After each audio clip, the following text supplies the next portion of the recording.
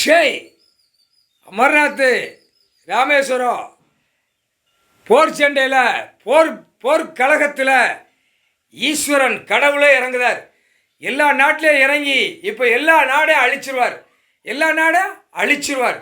12 ராமேஸ்வரம், 3/4 சத்யம், அமர்நாத் 2 கணக்கில் உலக நாடே முடிச்சிருவார். இவர் போர்க்கழகத்தில் இறங்குதாரா?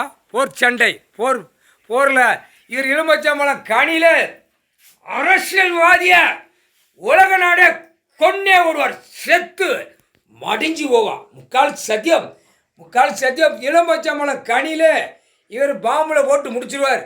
ஸ்டோரி முடிஞ்சாடா, இதாண்டா பாம், நீ போடுறதில்ல பாம், இதான் பாம். புரியா?